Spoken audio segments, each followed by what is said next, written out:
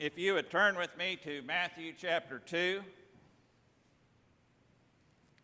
And no, I have not lost track of my calendar and think this is a Christmas message.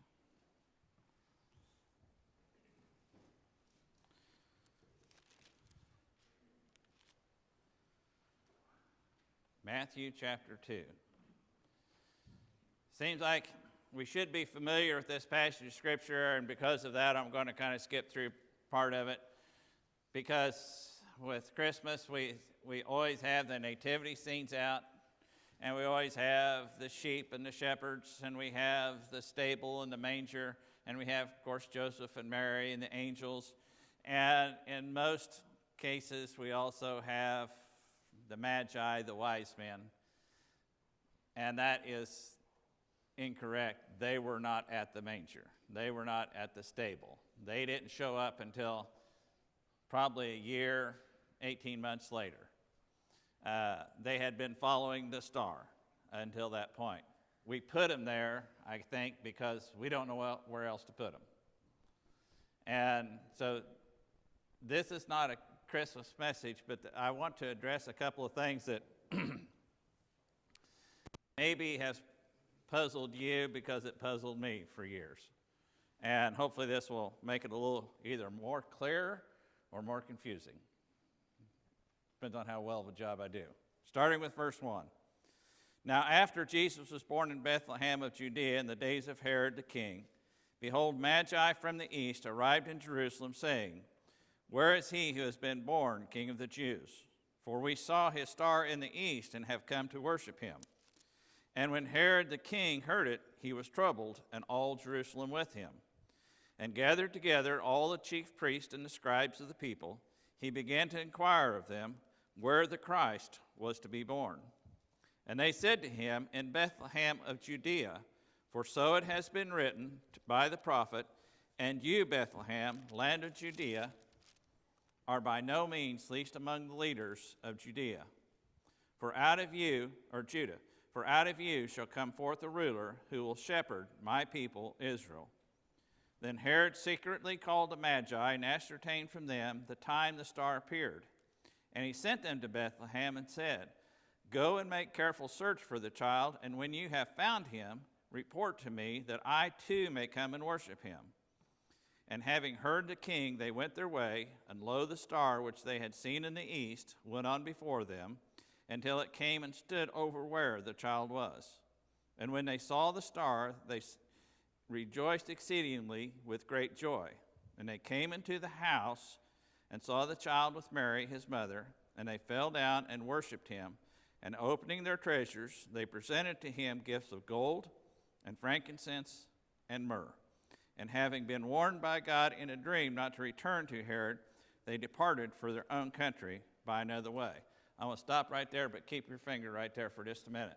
We know the story of the Magi, the wise men. They saw the star, they began to follow it. And as they followed it, they came together. We don't know how far they came. We don't know how long the trip was. But we can know a couple of things from this, that by the time that they actually arrived in Jerusalem, there had been time elapsed. I mean, when they came and they was following the star, Jerusalem was on their way. Where else would you find the King of the Jews except the capital of Israel?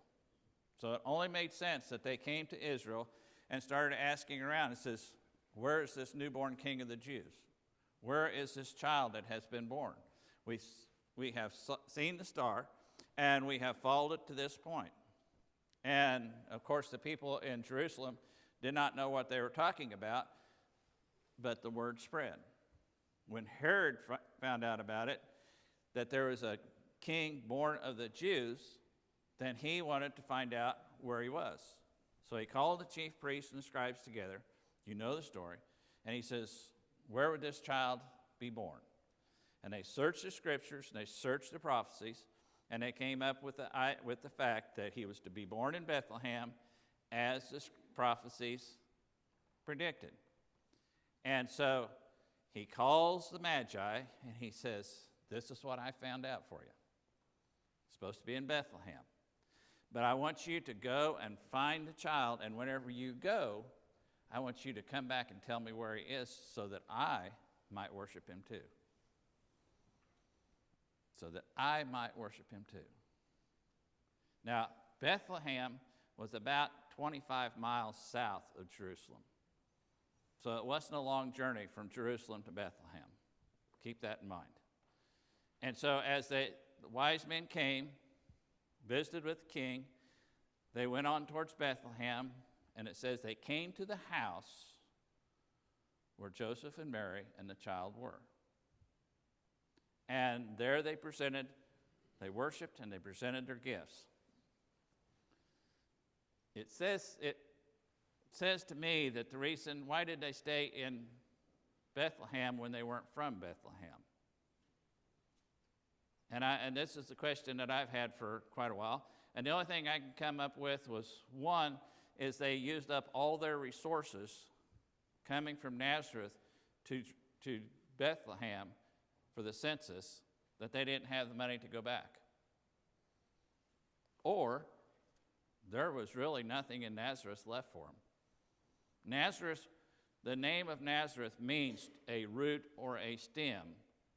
In other words, an insignificant part. So Nazareth was probably not a hustling, bustling city, but probably more of a small village. So either there was nothing much to go back to, or they didn't have the means to leave. So they had found a place to live and taken up residence there. There the wise men came, they bowed down, they worshiped, they presented the gold, the frankincense, and the myrrh. And being warned by God in a dream, they left another way. Now, pick up with me on verse 13. Now, when they had departed, behold, an angel of the Lord appeared to Joseph in a dream, saying, Arise and take the child and his mother and flee to Egypt, and remain there until I tell you. For Herod is going to search for the child to destroy him. And he arose and took the child and his mother by night and departed for Egypt, and was there until the death of Herod, that what was spoken of by the Lord through the prophet might be fulfilled, saying, Out of Egypt did I call my son. Then when Herod saw that he had been tricked by the Magi, he became very enraged and sent and slew all the male children who were in Bethlehem and in all its environs from 2 years old and under, according to the time which he had ascertained from the Magi. Then that which was spoken through Jeremiah the prophet was fulfilled, saying, A voice was heard in Ramah, weeping and great mourning, Rachel weeping for her children, and she refused to be comforted because they were no more. Stop right there. Hang on for a second. Magi being warned by God in a dream not to go back and talk to Herod. Go another direction. Stay as far away from Jerusalem as you can and go back that way. As they left, God appeared to Joseph in a dream. And he says, Take your wife and your child and go to Egypt. Why Egypt? Egypt was a long journey. Whenever you look at the map, from Bethlehem to Jerusalem, it's not that far. But Egypt was a long ways away. It was going to be quite a journey. Why Egypt? Two possible reasons in my way of thinking. First of all, who's going to be looking for the king of the Jews in Egypt? I mean, Egypt still had a nasty taste in their mouth towards the Jews, and the Jews towards Egypt. So he should be safe there. So that was one reason. The second reason was the symbolism of when he comes back, when he goes and when he comes back. When you look at the history of Israel, they ended up in Egypt because of the famine. It was there that they found provision and protection. They were gathered there with Joseph and all of his family, brought them into the land of Goshen, best land, and they were given, because Joseph had done such a great job in saving the nation that this small family of Joseph settled in the land of Goshen in Egypt, and there they grew and were fed and prospered, and everything went well for them until they started growing so fast that the pharaohs decided that we better make these guys into slaves or they're going to outnumber us and they're going to overpower us, one of the two. And so they enslaved them, and they were enslaved for 400 years. But when Moses came onto the scene, after God called him, he brought them out of Egypt into a land of protection and provision. God was the protector, and also he provided for them. But he also gave them prosperity. When you look at the life of Jesus, what did he come for? He came for us to have protection and provision and prosperity. Maybe not in the financial sense, but in the spiritual sense.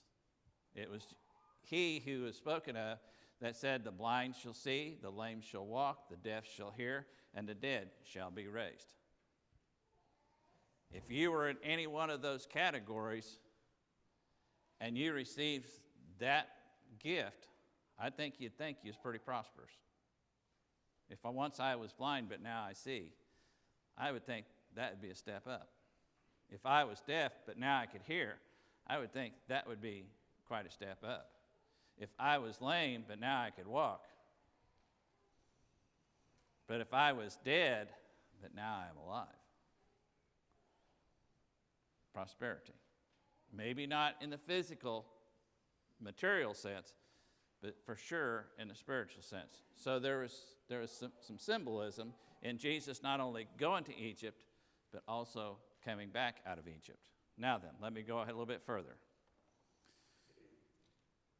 Verse 19. But when Herod was dead, behold, an angel of the Lord appeared in a dream to Joseph in Egypt, saying, Arise and take the child and his mother, and go into the land of Israel, for those who sought the child's life are dead. And he arose and took the child and his mother and came into the land of Israel. But when he heard that Archelaus was reigning over Judea in the place of his father Herod, he was afraid to go there. And being warned by God in a dream, he departed for the regions of Galilee, and came and resided in a city called Nazareth, that what was spoken through the prophets might be fulfilled, he shall be called a Nazarene. After Herod died, God led them back out of Egypt into the land of Israel. But knowing that Herod's son was on the throne, Joseph was afraid to go to Jerusalem. I mean, think about this from Joseph's point of view. If you've got the next king of Israel, what would be the likely choice? But to go live in the capital. I mean, just kind of makes sense. But then finding out that Archelaus, Herod's son, was on the throne, he didn't really want to end up there either, because that's where he was at. And so God led him to the region of Galilee and then on to Nazareth, fulfilling prophecy that he'd be called a Nazarene. I want us to break this story down just a little bit differently now. We know that he was born in Bethlehem, and we can see from this that he ended up staying there probably a year, maybe longer. When the Magi came and they was looking for the king, nobody knew what they were talking about, but they knew. So they searched the scriptures, and they found out in Bethlehem is where he would be found. They came to Bethlehem, they worshiped, and then because God had warned them to not go back that same way, they left another direction. Herod then, waiting for the Magi to come back, and then finally realized that he had been duped, became enraged and sent orders that every male child 2 years and younger be slaughtered in and around Bethlehem. And it says that fulfilled a prophecy that the people of Ramah will be weeping and mourning. I want us to kind of get kind of a picture of this. Ramah was a town that was about as far north of Jerusalem as Bethlehem was south. Bethlehem was about 25 miles south of Jerusalem. Ramah was about 30 miles to the north. Why would Ramah up here be weeping for their children when they were in Bethlehem? Well, if you take a compass and put the center of it in Jerusalem and draw a circle to encompass all of Bethlehem, whenever you come on the top side of it, you pick up Ramah too. Now, Herod had no use for anybody else's life except for his own. He'd killed at least one of his own wives, a couple of his own children, at least 3. He was the type of guy who was so stuck on himself that before he died, he gathered a bunch of wealthy and influential people around Jerusalem, and he gave orders that at his death, they were all to be killed because he wanted to make sure that there was mourners in Jerusalem at the time of his death. That's how good of a guy he was. That's how wicked of a guy he was. So if you take that compass and you draw around, I mean, it's not just around Bethlehem, it's all around that area. As far north as Ramah, mothers and fathers were crying for the loss of their children. Now then, this is something that, for years I would read that passage of Scripture and say, how could God do that? How could God allow that to happen? And maybe you've asked yourself the same question at one time or another. How could God allow that to happen? Let me put it this way. How many of you are 100% sold out to God? Raise your hand. Completely sold out. Anything He wants you to do, you'll just do it, no questions asked. I mean, I'm not raising my hand because I'd be lying. How many know a group of people that are just completely sold out 100%? Anything God points them in that direction, they just do it. I'm not raising my hand again. But now let me put this in a different perspective. Who was behind the evilness of Herod but the devil? I mean, he showed it over and over and over again in his personal life. When he first heard that there was a new king born, he became very jealous. And his theory was that if there is a new king born, then just like Joseph was born, Herod's promise to himself was, I will destroy him, and he will not be a threat to me. Then whenever he found out that where that child was, he had a location. And when he found out the wise men didn't come back to tell him what they had found, it says he became very enraged. Who's behind that? You got evil, you got jealousy, you've got anger. And have you ever been enraged before? I mean, how clear is your thinking during that time? I mean, that's whenever if you're anything like me, you make mistakes that you regret for the rest of your life because you acted out of rage. And things that you just can't erase from your memory. But because he was so enraged that he had been duped by the wise men, I think he drew a big circle and says, any male children in that area are to die. Because I am not going to be in competition with anybody. Now, as a Christian, we say, how could God allow that to happen? And yet, we're not even allowing him to have complete control of our lives, even though we want to claim that we do. We know that there's still a human factor involved in all of us. But turn it around. How could God better show how bad the devil is and how evil the devil is and what he wants to do to you than allowing something like that, innocent children, to die? You know, if something like that happened today, where would the outrage be? You know, we've been watching Band of Brothers. We finished up the series where they come upon one of the concentration camps. And you think, how can anybody, you know, be a part of that? Just the sheer evilness of it. But let's get a little closer to home. How come, if we're so enraged by something like that, in our own country, 800,000 to 1 million children are aborted every year? And it's called choice. Not only is there not outrage in it, but I would say our last election was heavily influenced because of it.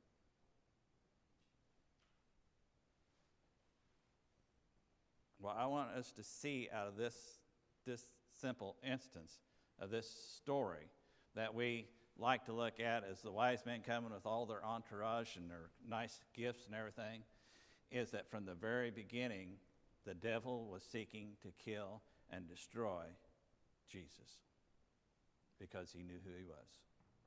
And he was using people just like Herod and others to carry out his work. But God.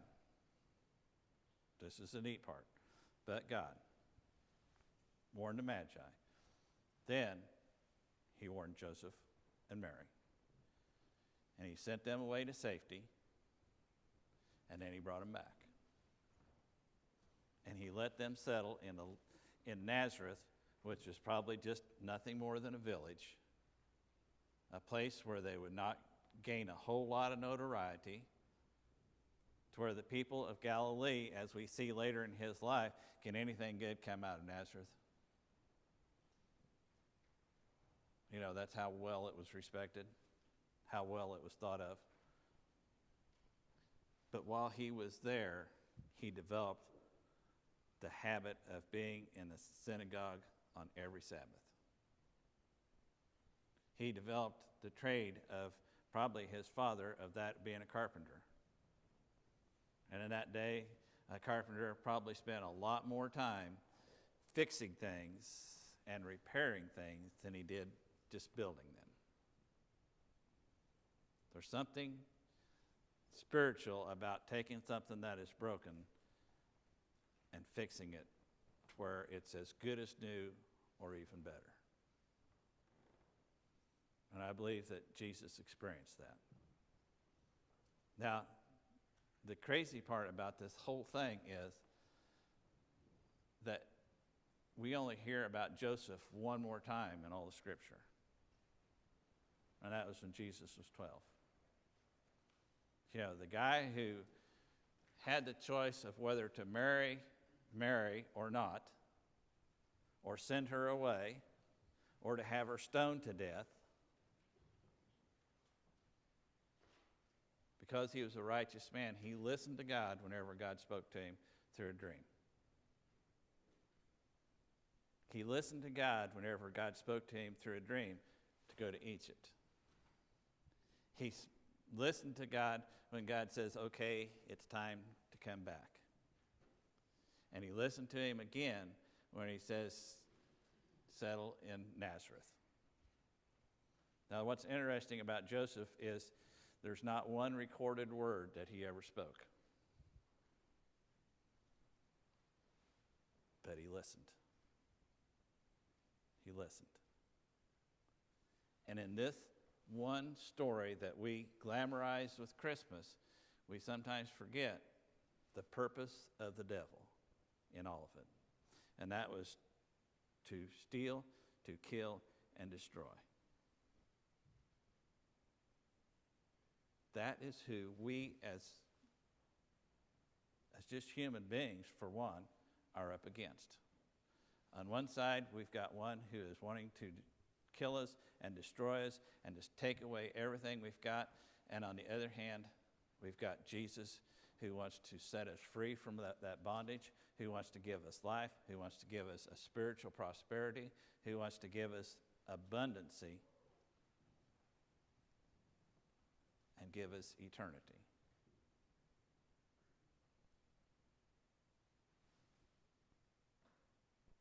I can't take the words from Joseph, but I can take the example. In order for him to hear God, he must have been doing a lot of talking to him. He kept the lines of communication open. And that way, and the reason I say that is because whenever he heard God, it doesn't say that he questioned it or he tried something else first. When he heard God, he responded. And that's because he knew who he was talking to. He didn't know why, but he knew who he was talking to, and that was enough. You know, we go through so many things on a daily basis that are trying to steal our joy, steal our health, steal our prosperity, steal even our mood. And you know what? So many times they're successful because we entertain them. But also because we don't always have the lines of communication open with God until we get to that point, and I'm speaking for myself here as much as anybody else, until we get to the point where we have a need. Then, oh boy, howdy, God, where are you at? I'm right where I was when the problem started. I haven't moved. The devil seeks to destroy us. And he'll use anybody who will open up and let him in. Herod is a prime example. Archelaus, his son, really wasn't any better, because that's all he had been exposed to all of his life. That was the normal for him. It was within our normal range to live just for self. And whenever we live just for self, the devil's got us right where he wants us. But whenever we surrender our lives over to Christ, say, Lord, I don't understand where you're going, don't understand what you're doing, don't understand even why you want anything to do with me, but I'm going to trust you. And then we follow the simple rules that Julie talked about in her children's moment, putting on the full armor of God, protecting our brain from the thoughts, protecting our heart from the corruption, having the sword of the Spirit, which is the Word of God, having the shield of faith to shield those arrows and spears that come in from every side. Because the devil is real, but God is greater. God is greater. We like the great God part, but nobody likes to think about the devil.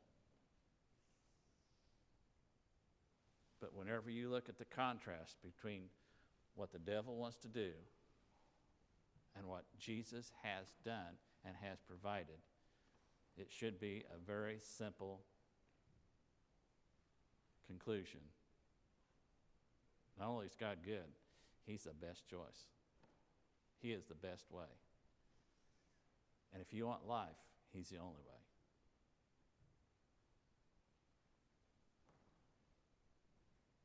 When things get tough, keep talking. Seek direction. And when you're through talking, then take time to listen. Take time to listen and let God lead you. Is there always going to be evil in the world? until the very end. But we are not of the world. We just happen to be living in it. Let Christ have his way in your life. Experience the victory that he paid with his life for our sake. His timing is perfect. His ways are just, and his ways are true. And he's looking for a few more whosoevers to believe. As we are here this morning, if God is speaking to your heart about any decision you need to make, I pray that you realize the goodness of God and that he is the answer. And he is the way. And only in him is the life. As we stand to sing the hymn of invitation this morning, it is well with my soul, number 519, verses 1, 3, and 4.